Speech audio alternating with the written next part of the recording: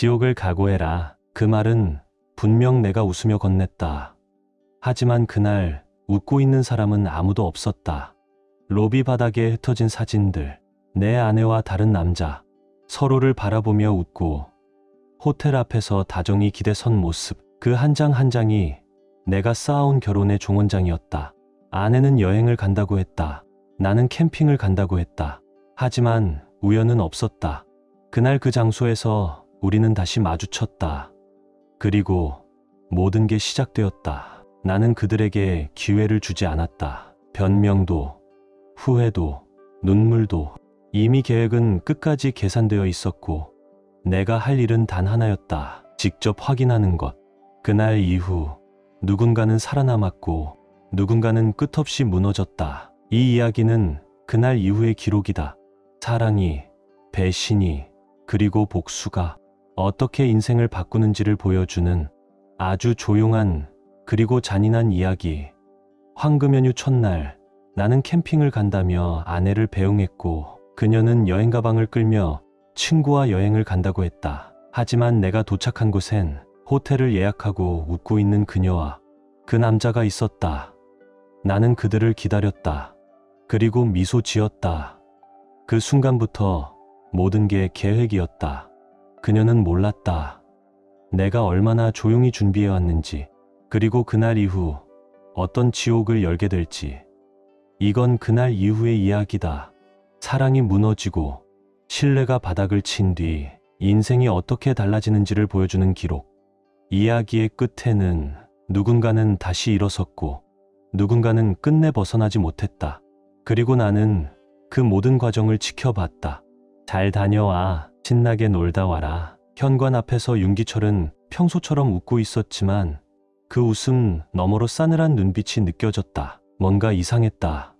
그 순간엔 그냥 내가 예민한 건가 싶었다. 서울역에서 강수와 함께 KTX에 올랐을 때만 해도 나는 완전히 들떠 있었다. 창밖 풍경도 안 보일 만큼 그의 옆모습만 바라봤다. 우리 그냥 이렇게 어디론가 도망쳐버릴까? 내 말에 강수는 피식 웃으며 고개를 저었다. 현실이 그렇게 호락호락하진 않지. 그치. 우리는 어차피 남의 인생 틈새에 숨는 사람들일 뿐이니까. 우리가 도착한 숙소는 서울 근교의 한 온천 펜션이었다. 로비에서 체크인을 하려는 순간 나는 멈췄다. 시야 한켠에 낯익은 뒷모습이 들어왔다. 숨이 멎었다. 소파에 앉아있던 남자. 정면으로 마주하자 확신이 들었다. 윤기철이었다. 그 옆에는 정장 차림의 낯선 남자도 함께였다. 설마 여기까지. 강수가 중얼이는 걸 들을 틈도 없이 윤기철은 천천히 일어섰다. 그의 입가엔 미소가 걸려 있었지만 눈은 전혀 웃지 않았다. 추석 연휴 잘 보내고 있나? 사진 좀 보자. 그가 무심하게 던진 몇 장의 사진이 로비 바닥 위로 흩날렸다. 내가 강수와 손을 잡고 걷는 모습, 카페에서 마주보고 웃는 모습, 그리고 호텔 앞에서 그의 어깨에 기대선 결정적인 사진 한 장. 내가 내 시간을 망치진 않겠어. 재밌게 놀아. 다만 연휴 끝나면 너한텐 지옥이 시작될 거다. 각오해. 그 말만 남기고 그는 뒤도 돌아보지 않고 발걸음을 옮겼다. 이름도 부르지 않고 한마디 말도 없이 그의 옆에 있던 남자가 앞으로 나섰다. 실례합니다. 장태석 변호사입니다. 윤기철 씨의 대리로 앞으로의 모든 절차를 맡게 되었습니다. 그는 명함을 내밀었지만 내가 손을 내밀기도 전에 강수가 그것을 받아들었다. 이미 내용 증명은 송달되었습니다. 최강수 씨에 대해선 이 자료 500만 원 청구가 접수된 상태입니다. 담담한 목소리, 아무 감정도 없는 듯한 표정. 그들은 그렇게 로비를 떠났고 남겨진 건 얼어붙은 나와 강수뿐이었다. 장난이지 그렇지? 입 밖으로 나온 내 말이 허공을 떠돌았다. 강수는 말없이 바닥에 사진들을 주워들고 조심스럽게 내 가방에 넣었다. 꿈이 아니었다. 이건 내가 초대한 현실이었다. 난 아무 말도 할 수 없었다. 아니, 하지 않았다. 아니, 사실은 믿고 싶지 않았다. 저 사진들이 진짜일 리 없었다. 저 사람이 윤기철일 리도, 저렇게까지 냉정할 리도 없었다. 지금 이 순간조차 어디선가 누가 뛰쳐나와 몰래카메라였어라고 말해줄 것만 같았다. 하지만 로비의 공기, 사람들의 시선, 내 발끝에서부터 올라오는 차가운 떨림, 그 모든 게 이건 현실이야 라고 소리치고 있었다. 설마 펜션 현관을 들어선 순간 인생이 박살날 줄 누가 알았을까? 로비 한 구석에서 우리는 한동안 얼어붙은 채 서 있었다. 아무 말도 아무 감정도 나오지 않았다. 돌아갈까? 강수의 목소리는 마치 기계처럼 메마르고 피곤했다. 그게 그가 할 수 있는 유일한 말이었다. 그리고 나도 고개를 끄덕일 수밖에 없었다. 우리는 프런트로 가서 예약을 취소했다. 직원은 네 하며 놀란 표정을 지었지만 설명할 힘조차 없었다. 취소 수수료는 고스란히 날아갔다. 하지만 돈이 문제가 아니었다. 이미 모든 게 무너졌으니까. 서울역으로 향하는 택시 안. 그 다음 KTX 안에서도 말 한마디 없었다. 강수는 내내 스마트폰을 만지작거렸지만 뭘 하고 있는지는 몰랐다. 나도 창밖만 바라봤다. 아무것도 생각하고 싶지 않았다. 집 앞에 도착했을 때는 해가 지기 직전이었다. 기운 빠진 몸으로 현관 앞에 섰고 평소처럼 열쇠를 꺼내 문을 열려 했지만 안 들어가? 열쇠가 들어가지 않았다. 가슴이 쿵 내려앉았다. 뭐야 왜? 손이 덜덜 떨렸다. 분명 어제까진 열렸던 문인데 이건 아니잖아. 아무리 그래도 이건 너무하잖아. 주먹으로 인터폰 버튼을 반복해서 눌렀다. 기철아. 나야 문 좀 열어봐. 장난치지 마. 제발. 하지만 안에서는 아무런 소리도 들리지 않았다. 이건 말도 안 돼. 이건 내가 받을 벌이 아니야. 그렇게 생각하면서도 발밑의 그림자조차 나를 외면하는 듯했다. 당황한 채로 인터폰을 연타했지만 안에서는 아무 반응도 없었다. 설마 벌써 문이 바뀐 거야? 손이 떨리는 걸 억지로 누르며 윤기철에게 전화를 걸었다. 신호는 갔다. 하지만 몇 번을 시도해도 계속 음성사서함. 조금씩, 아주 조금씩 희망이 사라지는 느낌이었다. 나는 결국 현관 앞에 쭈그려 앉았다. 누군가의 시선을 느끼고 고개를 들자 지나가는 사람들이 수상한 눈빛으로 나를 바라봤다. 이게 내가 만든 꼴이었다. 부끄러움보다 현실이 더 차갑게 다가왔다. 겨우 몸을 일으켜 근처의 조용한 숙소로 걸어갔다. 여행용 캐리어 바퀴 소리가 밤거리의 정적을 깨며 유난히 쓸쓸하게 울렸다. 체크인 후 침대에 누웠지만 천장만 바라볼 뿐 잠은 오지 않았다. 목 안이 타들어가는 듯했고 시트는 유난히 차가웠다. 등줄기로 스며드는 한기처럼 윤기철의 마지막 표정이 자꾸만 떠올랐다. 그 눈, 그 말투. 더는 되돌릴 수 없는 곳까지 와버렸다는 걸 이제야 뼈저리게 실감했다. 다음 날 아침, 하룻밤 내내 한숨도 못 자고 나는 스마트폰 화면을 바라보다가 다시 통화 버튼을 눌렀다. 몇 번의 호출음 뒤 드디어 연결됐다. 지금 즐기고 있으니까 그 말만 전하고 끊는다. 뚝, 그 한마디. 그 조용하고도 평온한 목소리가 내 가슴을 갈기갈기 찢었다. 윤기철은 나를 완전히 잘라냈다. 그는 진심으로 나를 지우고 있었고 어쩌면 그 캠핑장 어딘가에서 조용히 불을 피우며 나 없이도 살아갈 이유를 되새기고 있었을지도 모른다. 나는 겨우 몸을 일으켜 호텔 로비를 나섰다. 가까운 ATM으로 향했다. 오래 머물 수 없으니 일단 현금을 확보해야 했다. 하지만 카드를 넣자마자 화면에 글자가 떴다. 잔액 부족으로 인해 출금이 불가합니다. 다시 시도했지만 결과는 같았다. 모든 계좌가 비어 있었다. 그가 움직였다. 생활 자금은 단숨에 끊겼다. 근처 벤치에 털썩 주저앉았다. 숨을 깊게 들이마시려 했지만 손이 떨려 제대로 쥘 수도 없었다. 이대로는 아무것도 할 수 없었다. 기댈 곳은 단 하나, 최강수뿐이었다. 떨리는 손으로 통화 버튼을 눌렀다. 그의 목소리는 확연히 달라져 있었다. 와이프가 이혼 서류 놓고 나갔어. 그 말을 들은 순간 숨이 멎는 듯했다. 사진이랑 편지도 있었어. 그 사람 내 와이프가 직접 찍은 거. 내용도 다 적혀 있었고 위자료 500만 원에 양육비가 매달 10만 원씩. 앞으로 몇 년치까지 계산해서 합치면 2천만 원이 넘더라. 강수의 목소리는 도중에 끊기듯 이어졌고 어느새 울음을 삼키고 있었다. 내가 기댈 줄 알았던 사람이 이미 무너져 내리고 있었다. 나는 어떤 말도 떠오르지 않았다. 그저 스마트폰을 귀에 댄 채 아무 말도 못하고 있었다. 호텔 로비에는 부드러운 클래식 음악이 흘러나왔지만 내게는 현실 도피처럼 들렸다. 어쩔 거야? 긴 침묵 끝에 강수가 말했다. 일단 우리 집으로 올래? 지금 당장 갈 데 없잖아. 나는 조용히 고개를 끄덕였다. 입술을 깨물었다. 이대로 그 집에 가도 되는 걸까? 나 때문에 그 사람도 무너졌고 그 무너진 자리 위에 또 기대겠다는 건 너무 뻔뻔한 일 아닌가? 하지만 갈 데가 없었다. 지금 이 상황에서 선택이란 건 덜 초라한 길을 고르는 것뿐이었다. 결국 나는 고개를 끄덕였다. 부끄러움보다 당장의 생존이 더 급했다. 호텔 숙박비를 계속 낼 수는 없었다. 현금도 없고 머물 공간도 없고 믿을 사람도 없었으니까 강수의 차를 타고 서울 외곽의 한 주택가로 향했다. 차 안은 무겁고 조용했다. 창밖 풍경은 계속 흘러가는데 머릿속은 멍했다. 그나마 카 스테레오에서 흘러나오는 음악만이 유일한 배경음처럼 느껴졌다. 차가 멈추고 나는 멍하니 조수석에 앉아 있었다. 강수가 조용히 말했다. 다 왔어. 그의 집 아니, 정확히 말하면 가정이 무너진 자리는 조용한 단독주택 밀집 지역의 구석에 있었다. 현관 앞에 서자 아직 떼지 않은 새 문패와 작은 플랜터가 눈에 들어왔다. 화분 속에 꽃은 시들어 있었지만 분명 이곳엔 삶이 존재했었다. 그대로 두고 나간 거야. 조심해서 들어가. 강수가 열쇠를 돌리자 문이 열렸다. 그리고 공기가 바뀌었다.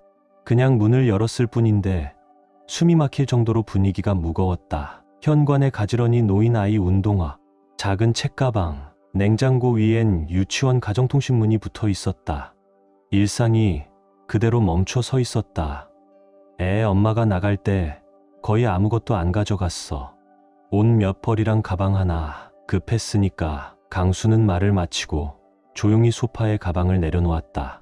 나는 말이 나오지 않았다. 거실 테이블 위엔 쓰다 남은 리모컨, 아이가 그린 듯한 크레용 낙서, 그리고 작고 화려한 헤어핀 하나. 그 순간 내 입에서 저절로 새어나왔다. 괜찮을까? 나 여기 있어도. 강수는 한참 뜸을 들이다가 고개를 끄덕였다. 갈 데 없잖아. 그게 전부였다. 그 말이 이 상황의 모든 걸 대변하고 있었다. 나는 캐리어를 현관에 그대로 둔 채 조용히 주방 쪽을 들여다봤다. 식기장엔 가족용 컵들이 가지런히 놓여 있었고 냉장고엔 아직 뜯지 않은 요구르트가 그대로 있었다. 전기 주전자 안에는 미지근한 물이 남아 있었다. 여기 내 자리가 아니란 걸 너무 잘 안다. 하지만 지금 갈 데가 없었다. 밤이 되자 강수가 냉동 우동을 데워줬다. 나란히 앉아 먹는 저녁은 어색하고 무거웠다. 고마워. 그냥 아무 생각 없이 한 거야. 그가 내뱉은 말은 무심했지만 눈가엔 지친 기색이 뚜렷했다. 설거지를 하고 있을 때였다. 강수가 불쑥 말을 꺼냈다. 지금 말인데 솔직히 모르겠어. 내가 여기 있는 게 편한 건지 불편한 건지, 내가 망가진 건가 싶기도 하고. 나는 조용히 대답했다. 나도 이미 부서졌어. 그 말에 강수는 아무런 반응도 보이지 않았다. 그저 말없이 수건으로 접시를 닦을 뿐이었다. 밤이 깊고 강수가 바닥에 이불을 펴줬다. 누웠지만 좀처럼 잠은 오지 않았다. 옆방에서는 아이의 공부 책상이 그림자처럼 비쳐 보였다. 이 집은 처음부터 끝까지 내가 침범한 타인의 일상이었다. 몸을 뒤척일 때마다 이불 사이로 스며드는 차가운 공기가 살을 찔렀다. 어디에도 속하지 못한 감각이 너무 선명했다. 며칠이 지나자 공기는 더욱 무거워졌다. 말수는 줄고 눈빛은 자주 엇갈렸다. 스마트폰 계속 보고 있는데 무슨 일 있어? 아니, 그냥 구인 공고 좀 보고 있었어. 그래, 뭐 별건 아니고. 대화는 갈수록 날카롭고 사소한 일에도 신경이 곤두섰다. 밥솥 예약 시간 틀림, 세제 잘못 삶, 벗어놓은 양말, 작은 것들이 쌓일수록 짜증도 쌓였다. 말은 줄고 표정은 딱딱해졌다. 어느 날 밤 강수가 느닷없이 물었다. 너 아직 나 좋아해? 글쎄, 나는 솔직히 대답했다. 요즘 그냥 아저씨로밖에 안 보여. 현실을 너무 많이 봐버렸나 봐. 그는 피식 웃지도 않고 젓가락을 식탁에 내려놨다. 그래, 그게 현실이겠지. 나도 웃을 수 없었다. 그리고 연휴의 마지막 날, 점심 무렵 내 스마트폰이 진동했다. 윤기철. 그 이름 받자마자 들려온 건 변함없는 그 냉정한 목소리였다. 밖에 좀 나와봐. 말을 듣고 현관문을 열자 거리 건너편에 윤기철이 서 있었다. 선글라스를 쓰고 후드를 눌러쓴 모습, 말없이 나를 바라봤다. 강순의 집에 숨는 거 처음부터 알고 있었어. 그는 살짝 코웃음을 치고 말했다. 덕분에 증거 하나 더 챙겼네. 고맙다. 그 말과 함께 그는 등을 돌리고 천천히 걸어갔다. 그의 걸음은 느릿했지만 확신에 차 있었다. 전화가 끊기자마자 그는 등을 돌려 조용히 걸어갔다. 말을 되받을 시간도 숨을 고를 여유도 없었다. 현관 앞에 멍하니 서 있는 나를 보고 강수가 물었다. 무슨 일 있었어? 나는 대답하지 않았다. 그저 조용히 현관문을 닫고 짐을 챙겨 나왔다. 택시를 타고 다시 집으로 향했다. 집에 도착했을 때 윤기철은 이미 와 있었다. 커다란 박스를 가볍게 들어 옮기며 마치 이사 전문 기사처럼 무표정하게 움직이고 있었다. 현관문을 열자마자 온몸에 소름처럼 낯선 공기가 훑고 지나갔다. 공간이 비어 있었다. 거실 소파도, TV도, 냉장고도, 모든 가구가 사라져 있었다. 커튼도 뜯겨 나가고 바닥엔 가구가 있었던 자국만 희미하게 남아 있었다. 이게 뭐야? 내가 겨우 짜낸 목소리에 윤기철은 돌아봤다. 그 표정은 담담했다. 마치 이 모든 게 예고된 정리처럼 아무 감정이 없었다. 이 집 계약 끝났어. 다음 달 말까지 비워야 돼. 말이 따라가지 못하는 나를 무시하고 그는 박스를 현관 옆에 쌓으며 덧붙였다. 너도 슬슬 방 알아봐. 한 달 남았으니까. 그러곤 바지 주머니에서 열쇠를 꺼내 가볍게 내 쪽으로 던지듯 내밀었다. 그 열쇠엔 익숙했던 키홀더가 없었다. 금속 덩어리 하나만 남은 그것은 이젠 우리가 남남이라는 말을 대신하고 있었다. 변호사 통해서 연락할 거야. 나한텐 따로 연락하지 마. 기철아, 잠깐만 얘기 좀 하자. 제발. 내가 말을 마치기도 전에 그는 신을 신고 등을 돌렸다. 짐은 안 건드렸어. 내 물건은 그대로 두고 갈 거야. 알아서 처리해. 계약 조항을 낭독하듯 감정 하나 없는 말투였다. 그가 문을 열자 바깥 햇살이 그의 실루엣을 뚜렷하게 떠오르게 만들었다. 내 자리, 내가 보장해주는 건 여기까지야. 이제부터는 내가 책임져. 그 말과 함께 문이 닫혔다. 나는 그 자리에 그대로 얼어붙었다. 손에 쥔 열쇠를 내려다보았다. 발을 들인 거실은 적막했고 내 물건들만이 덩그러니 남아있었다. 쓰다 만 편지, 읽다 덮은 잡지. 그 공간은 달라진 게 없었지만 모든 것이 달라져 있었다. 바닥에 놓여있던 내 통장을 집어들고 펼쳤다. 잔액은 정확히 500만 원. 그게 내가 다시 시작할 수 있는 전부였다. 윤기철의 급여 계좌는 이미 다른 은행으로 옮겨졌고 생활비 이체도 멈춰 있었다. 전업주부였던 내게 그 500만 원은 전부였다. 그 돈으로 다시 시작해야 했다. 눈앞의 현실은 너무 조용했고 지나치게 잔인했다. 며칠 뒤 변호사로부터 연락이 왔다. 전화 너머의 목소리는 차갑고 건조했다. 이혼 협의를 위해 사무실로 내방 부탁드립니다. 지정된 날짜, 초여름의 뜨거운 햇살 속에서 정장을 입고 걷는 나는 어딘가 이질적인 존재 같았다. 사무실이 들어선 빌딩의 엘리베이터가 유난히 느리게 느껴졌다. 숨이 얕아지고 손끝이 서늘해졌다. 접견실로 안내된 직후 담담한 목소리의 남성 변호사가 문서를 건넸다. 명찰엔 장태석이라 적혀 있었다. 그날 온천 펜션에서 윤기철 옆에 앉아있던 그 남자, 그때처럼 무표정한 얼굴이었다. 윤기철 씨의 대리인으로 오늘 협의를 진행하겠습니다. 책상 위에는 봉투, 서류, 그리고 이혼 신고서. 정돈된 책상 위에 올려진 것들은 그저 차가운 결정 사항뿐이었다. 윤기철 씨의 의사는 이혼의 성립 및 위자료 500만 원 청구입니다. 재산 분할은 일절 인정하지 않겠다는 입장입니다. 서류에 적힌 금액을 보는 순간 마치 체온이 떨어지는 느낌이었다. 500만 원. 무직 상태의 나에겐 현실감조차 느껴지지 않는 숫자였다. 혹시 다시 만날 가능성은 없나요? 목이 바싹 말랐지만 억지로 말을 꺼냈다. 장태석 변호사는 눈썹을 아주 살짝 움직였을 뿐 표정은 변하지 않았다. 안타깝지만 의뢰인의 의사는 매우 단호합니다. 직접적인 면담이나 연락도 원하지 않으십니다. 재결합의 가능성은 사실상 없습니다. 그 순간 그의 입가에 아주 미세한 웃음이 스친 듯 보였다. 기분 탓이었을까? 예상된 결말이라고 말하고 싶어 하는 얼굴 같았다. 참고로 이번 재산 분할 대상인 자산 가구, 차량 등은 대부분 혼인 전 윤기철 씨가 구입했거나 부모님께 증여받은 것이기에 공동재산으로 인정되지 않습니다. 그러니까 나는 손에 아무것도 쥐지 못한 채 내쳐지는 거였다. 유일하게 남은 건 500만 원의 청구서와 이혼 서류의 서명란뿐. 성의 있는 대응을 해주신다면 분할 납부는 가능하도록 협의 가능합니다. 저희 측도 조속한 해결을 원하고 있습니다. 눈앞에 놓인 펜을 바라봤다. 이름을 쓰면 모든 게 끝난다.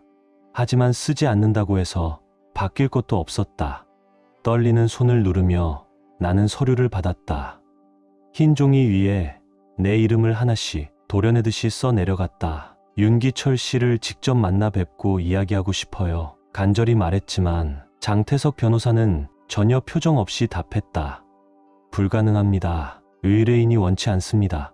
그 목소리는 차갑지도 따뜻하지도 않았다. 단지 사실을 전달하는 소리일 뿐이었다. 그 말이면 충분했다. 내 바람은 그 한 문장에 잘려나갔다. 카카오톡은 읽힘 표시조차 없었고 전화는 여전히 받지 않았다. 윤기철은 정말로 말 그대로 나를 세상에서 잘라냈다. 마치 처음부터 내가 없었던 사람처럼. 그날 온천 펜션에서 그가 말했던 경고, 지옥을 각오하라. 그 한마디가 지금 와서 뼈에 사무치게 무게를 더했다. 그건 화도 아니고 협박도 아니었다. 예고였다. 선언이었다. 이 조건 모두 받아들이겠습니다. 겨우 쥐어짠 목소리에 장태석 변호사는 짧게 고개를 끄덕였다. 차가운 공기가 방 안에 가득 차 있었다. 나는 조심스럽게 가방에서 봉투 하나를 꺼냈다. 몇 번이고 찍고 다시 쓴 짧고 서툰 편지. 윤기철에게 마지막으로 남기고 싶었던 말이었다. 이것만 전해주실 수 있을까요? 장태석은 아무 말 없이 봉투를 받아 읽어보지도 않고 그저 조용히 양복 주머니에 넣었다. 전달하겠습니다. 그 한마디로 모든 감정이 더 이상 닿지 않는다는 걸 알았다. 나는 조용히 이혼 신고서와 각서를 받아들고 서명을 시작했다. 펜 끝이 종이를 긋는 소리가 심장을 한 줄씩 긋는 듯했다. 이름을 한자씩 적을 때마다 내 인생이 조금씩 깎여 나가는 느낌이었다. 그리고 마지막 획을 긋고 나자 아무것도 남지 않았다. 목소리도, 눈물도, 분노도, 후회도. 테이블 위에 남은 건 내가 쓴 이름이 적힌 종이 한 장. 그리고 장 변호사가 그 종이를 정리해 봉투에 넣는 조용한 바스락 소리뿐이었다. 나는 자리에서 일어나 천천히 고개를 깊이 숙였다. 누구를 향한 인사였는지 나조차 몰랐다. 그냥 그 외엔 할 수 있는 게 없었다. 문을 열고 조용히 사무실을 나왔다. 복도 조명이 유난히 눈부셨다. 며칠 뒤 편의점에서 생필품을 사서 돌아오는 길. 아파트 우편함을 열자 꾸깃꾸깃한 종이 다발 하나가 뚝 떨어졌다. 익숙한 봉투. 떨리는 손으로 주워보니 내가 기철에게 맡겼던 그 편지였다. 모서리가 찢기고 종이는 군데군데 젖어번진 채 내용 대부분이 흐트러져 있었고 글자 위엔 누군가 신발로 밟은 듯한 흔적도 있었다. 봉투 앞면엔 수신 거부 반송함이라는 붉은 스탬프가 찍혀 있었다. 말보다 먼저 나는 그 자리에 주저앉고 말았다. 찢긴 편지 조각들이 우편함 안에서 바람에 흔들리고 있었다. 누가 보고 있었을지도 모른다. 하지만 그 순간엔 아무래도 좋았다. 지나가는 사람들의 기척도, 옆집 문이 닫히는 소리도 아무것도 들리지 않았다. 이렇게 작은 정성조차 그에게는 닿지 않았다.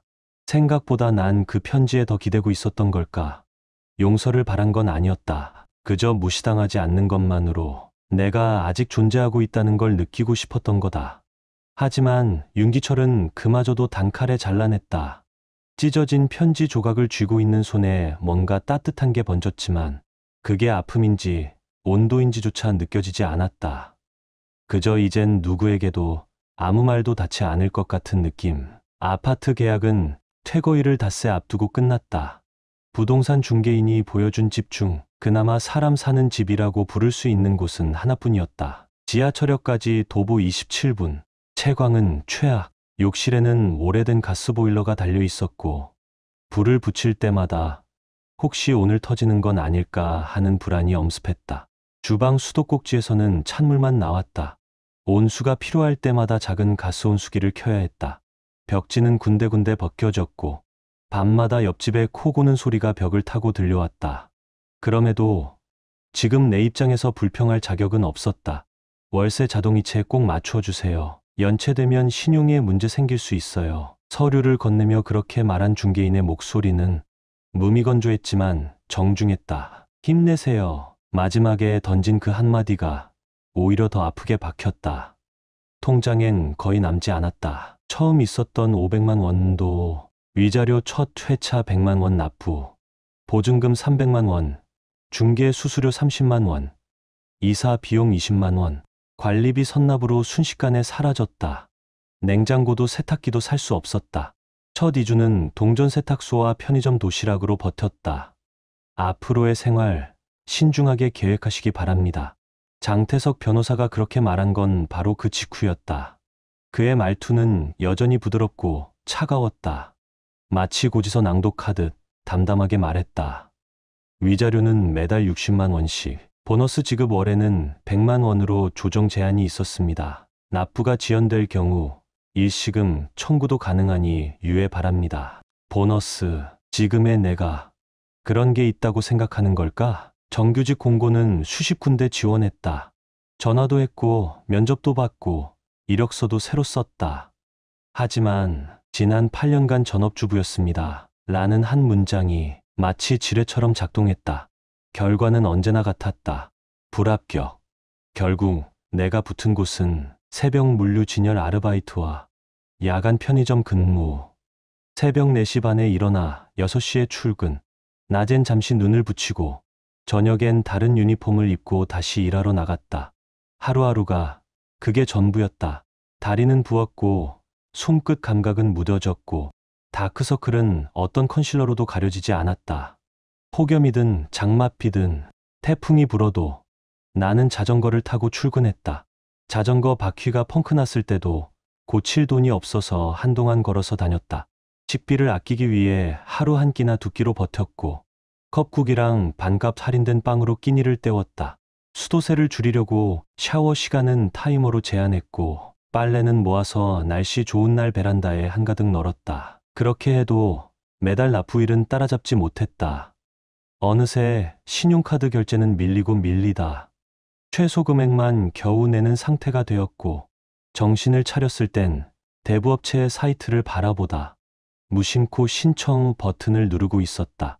빌린 돈은 곧장 사라졌다. 생활비, 공과금, 위자료 분나, 그리고 또 한 통의 내용 증명이 날아왔다. 보낸 이는 최강수의 아내. 봉투에 적힌 이름을 보는 순간 속이 뒤집혔다. 손가락이 떨리는 가운데 조심스럽게 봉투를 뜯었다. 그 안엔 나 개인에게 청구된 위자료 청구서, 금액은 500만 원. 머릿속이 하얘졌다. 윤기철에게 지급 중인 500만 원과 합치면 총 1천만 원이었다. 도망칠 곳은 없었다. 내 통장 잔고엔 3천 원 남아 있었다. 휴대폰 요금도 못 내서 데이터가 끊겼고 문자를 보낼 수조차 없었다. 은행 앱도 더 이상 열리지 않았다. 궁지에 몰려 아는 사람 소개로 이른바 수액 대출이라는 번호에 전화를 걸었다. 손은 계속 떨렸지만 그럴 여유조차 없었다. 이자율은 좀 높지만 바로 대출 가능하십니다. 명함에 적혀있던 남자의 목소리는 이상하리만큼 다정했다. 그게 불법 사채와의 시작이었다. 편의점 냉장고, 유리에 비친 내 얼굴은 더 이상 내가 아니었다. 서른 중반인데 쉰처럼 보였다. 눈 밑에 다크서클은 가시질 않았고 피부는 거칠게 일어났으며 머리는 가늘어지고 빠지면서 머리숱은 절반도 안 되게 줄었다. 웃지 않았다. 정말로 웃은 기억이 없었다. 어서 오세요. 입꼬리만 끌어올린 표정으로 바코드를 찍었다. 봉투 필요하세요? 전자레인지 사용하시겠어요? 하루에도 수십 번씩 기계처럼 같은 멘트를 반복했다. 계산대에 설 때마다 몸이 무겁고 등에는 납처럼 무언가가 눌러앉는 기분이었다. 어느 날 단골 손님이 무심하게 말했다. 요즘 좀 힘들어 보이시네요. 그 말은 친절했지만 가장 아프게 꽂혔다. 그날 밤 집에 돌아와 거울을 마주했지만 눈을 맞추지 못했다. 정면에서 보는 게 두려웠다. 어금니 하나가 빠져 있었다. 며칠 전부터 욱신거리던 치아였지만 병원에 갈 여유도 없이 방치하다 보니 스스로 빠져버렸다. 아프진 않았다. 하지만 무서웠다. 몸이 조용히 무너져가는 걸 나는 그저 가만히 지켜볼 수밖에 없었다. 빚은 이미 나 자신도 총액을 알 수 없을 만큼 불어 있었다. 이혼 후 8개월, 겨울밤, 불법 사채로 간신히 납부를 재개한 스마트폰이 진동했다. 화면에 뜬 발신자는 아버지였다. 심장이 철렁 내려앉았다. 왠지 모르게 최악의 예감이 들었다. 받아야 하나, 그냥 넘겨야 하나, 망설이던 사이 전화는 끊겼다. 그리고 곧바로 다시 걸려왔다. 나는 떨리는 손으로 통화 버튼을 눌렀다. 처음 들려온 목소리는 익숙했지만 지금껏 한 번도 들어본 적 없는 분노가 담겨 있었다. 너 지금 무슨 짓을 한 거냐?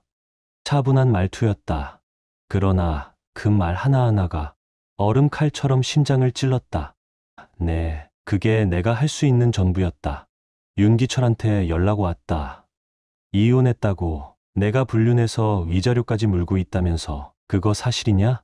긴 정적 끝에 나는 겨우 목소리를 짜냈다. 네, 사실이에요. 그 순간 전화기 너머에서 무언가 깨지는 소리가 들렸다. 아마도 아버지가 손에 쥐고 있던 걸 내던진 거겠지. 한심하다. 그 말에 나는 숨을 멈췄다. 너 엄마한테 뭐라고 설명할 건데.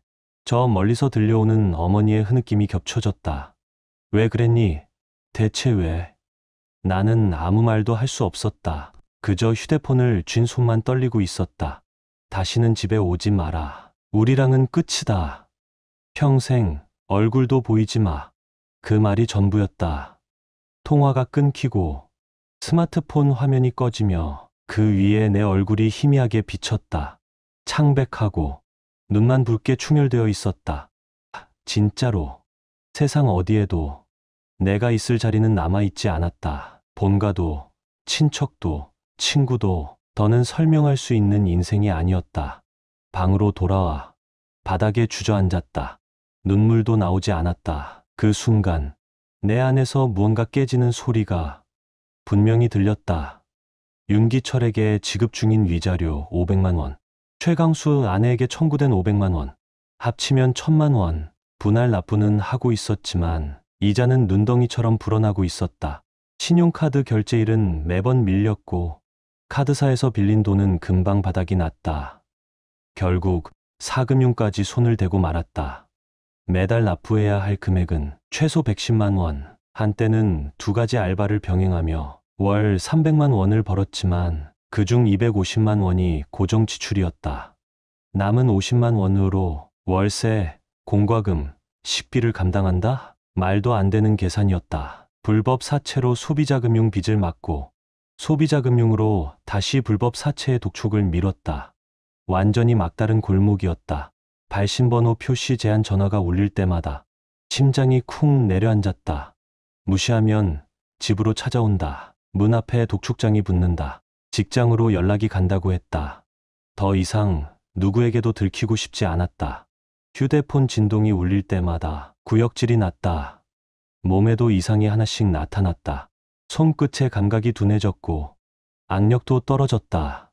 계산대에서 바코드를 계속 놓치고 상품을 떨어뜨리는 일이 늘어나자 매니저에게 지적받았다. 기울림은 멈추지 않았고 어지럼증에 벽에 기대는 일도 생겼다.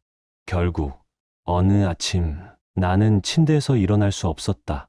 일어나야 한다는 걸 알고 있었지만 다리는 움직이지 않았고 몸은 이불 속에 박힌 채 말 그대로 멈춰 있었다. 머릿속에선 지각이야라는 목소리가 울렸지만 몸은 아무 반응도 없었다. 그날 오전 내내 나는 천장을 바라보고 있었다. 오후가 되어서야 간신히 몸을 끌어올렸고 핸드폰을 움켜쥐고 근처 정신건강의학과에 전화를 걸었다. 진단 결과는 적응장애와 중등도 우울 상태. 의사는 부드러운 얼굴로 약 처방을 권했지만 나는 건강보험이 말소된 상태였다.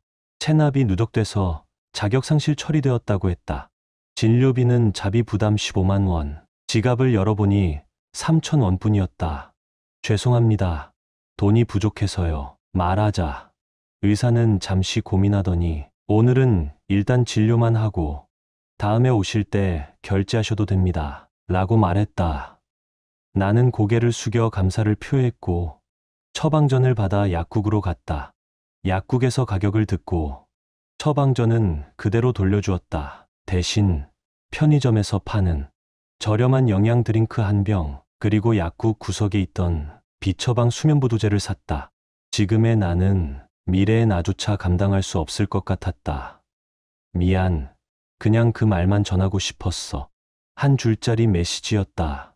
그 문장을 보는 순간 가슴에 차가운 예감이 들었다. 마치 유서처럼 느껴지는 그 마지막 메시지를 보고 나는 즉시 답장을 보냈다. 괜찮아. 나는 여기 있어. 하지만 읽음 표시가 뜨지 않았다. 그 메시지는 끝내 읽히지 않은 채 다음 날엔 그 계정 자체가 사라졌다. 그 뒤로 아무 소식도 들리지 않았다. 불안해진 나는 공통 지인에게 몰래 연락을 취했다. 다들 연락이 닿지 않는다고 했지만 한 사람이 조용히 말했다. 그 사람 지금 PC방에서 잔다더라. 사채업자한테 쫓기고 있대. 실감이 나지 않았다. 하지만 우리는 그런 세계로 스스로 걸어 들어간 것이 틀림없었다. 최강수 아내에게 청구된 위자료 500만 원, 양육비 월 100만 원, 장례분 포함 약 2천만 원, 그리고 윤기철에게 물어야 할 이자료 500만 원, 총합 3천만 원이 넘는 빚. 그는 결국 불법 대출이 회사에 발각되어 징계 해고당했다. 직장도, 명함도, 이름도 잃은 그에게 그 빚을 감당할 방법은 없었다. 가정도, 신뢰도, 돈도, 세상의 자취도 전부 사라졌다. 아마 그 마지막 한 줄 메시지는 정말 끝을 의미했는지도 모른다. 하지만 나는 확인하지 않았다. 아니, 할 수 없었다. 그 사이 나의 하루하루도 그저 오늘을 버텨내는 일로 가득해졌다. 강수를 떠올릴 여유조차 없어졌다. 우리는 같은 언덕을 굴러 떨어졌지만 떨어진 후에 선택한 길은 서로 다른 지옥이었는지도 모른다. 지금 그가 어디서 어떤 얼굴로 누구에게도 모르게 숨 쉬고 있는지 이제는 알 길도 없었다. 슈퍼의 아침 물류 정리를 끝내고 편의점 야간 근무 전까지 잠시 짬이 난 귀갓길. 나는 그날 평소와 다른 버스를 탔다. 그냥 도망치고 싶었을 뿐이었다. 버스 창 너머로 스쳐 지나간 어느 창가 자리의 작은 카페. 그곳에 익숙한 뒷모습이 앉아 있었다. 흰 셔츠를 입고 환하게 웃으며 한 여인과 이야기하는 남자 윤기철이었다. 그녀는 윤기철보다 조금 어려 보였고 이야기할 때마다 손뼉을 치며 웃었다. 그 모습을 그는 부드럽게 바라보고 있었다. 갑자기 시야가 흐려졌다. 그들의 웃음소리가 멀리서 울리는데 내 세계만 소리를 잃은 듯했다. 윤기철의 손가락엔 반짝이는 반지가 있었다. 그는 새 삶을 시작했고 행복을 찾았다. 나는 길 건너에서 조용히 바라볼 수밖에 없었다. 그가 날 알아보는 일은 없었다. 아니, 알아볼 리 없었다. 나는 이제 그의 인생에 있어 그저 5점일 뿐이었으니까 심장이 떨렸다. 분했는지 슬펐는지 아니면 부러웠는지조차 알 수 없었다. 하지만 단 하나 확실한 건 있었다. 그는 앞으로 나아갔다. 나는 아직도 그 자리에 붙잡혀 있었다. 그리고 그 사람 최강수의 이름도 이젠 어디에서도 들을 수 없었다. 가끔은 꿈에서라도 나타나 괜찮아, 잘 버티고 있네 라고 말해주면 좋겠지만 그조차 욕심일까? 그때 다른 선택을 했다면, 누군가를 배신하지 않고 살았다면, 그런 만약이라는 말들이 내 발목을 꽉 붙잡고 있었다. 그래도 내일이 오면 또 계산대 앞에 서야 한다. 웃어야 한다. 어서 오세요. 그 인사를 건네야 한다. 그래야 살아갈 수 있으니까. 앞으로 나아간 사람과 뒤에 남겨진 사람, 삶은 아마 그런 잔인한 구도인지도 모른다. 앞으로 몇 년이 걸릴지 모른다.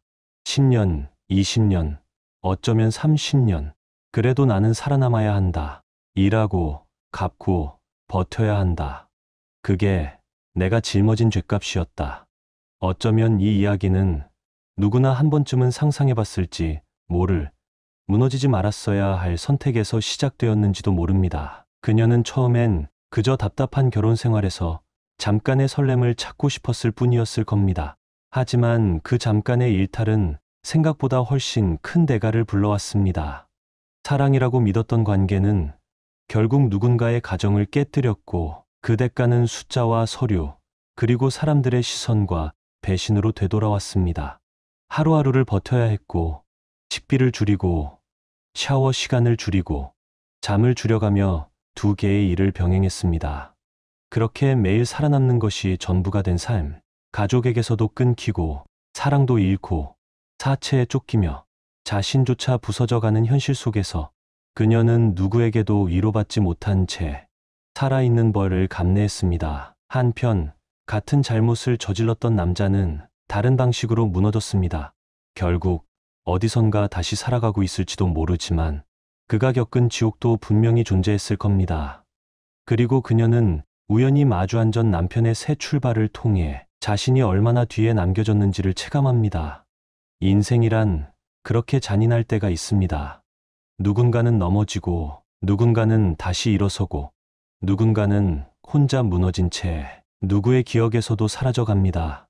하지만 그 와중에도 그녀는 자신이 저지른 죄를 끝까지 짊어지고 살아가기로 합니다. 10년, 20년, 아니 30년이 걸릴지라도 일하고, 갚고, 견디고, 끝까지 책임지겠다는 다짐.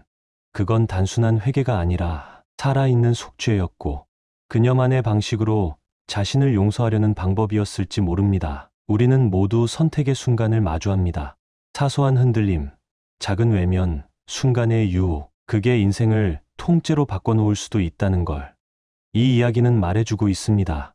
하지만 동시에 무너졌다고 끝은 아니며 버티고 살아간다는 것 자체가 이미 충분히 의미 있는 싸움이라는 걸 이 여자는 보여주고 있었습니다. 그녀의 삶은 실패일까요? 아니요. 그녀는 지금도 포기하지 않았으니까요. 그것만으로도 우리에겐 충분히 진심을 담아 응원할 이유가 있습니다. 우리는 매일을 살아내는 데 익숙해지면서 가끔은 정말 소중한 감정들을 놓치고 살기도 합니다. 하지만 아주 사소한 순간 하나가 우리의 마음을 다시 바라보게 만드는 시작이 되기도 하지요. 이번 이야기를 통해 전하고 싶었던 건 어떤 감정이든 그 자체로 충분히 소중하다는 사실입니다. 사랑이든 후회든 외로움이든 그 안에서 우리가 나 자신을 어떻게 마주하느냐가 무엇보다 중요합니다. 당신은 어떻게 느끼셨나요? 댓글로 당신의 생각을 들려주세요. 이 이야기가 여러분께 작은 감동, 잠시 멈춰 생각해보는 계기, 혹은 바쁜 일상 속 따뜻함이 되어주었다면 저희는 더할 나위 없이 기쁩니다. 여러분의 좋아요와 댓글, 구독은 이 이야기가 더 많은 사람들에게 닿을 수 있도록 따뜻한 다리 역할이 되어줍니다. 끝까지 함께 해주셔서 진심으로 감사드립니다. 늘 평안하시고 행복한 일들로 가득한 나날 되시길 진심으로 바랍니다.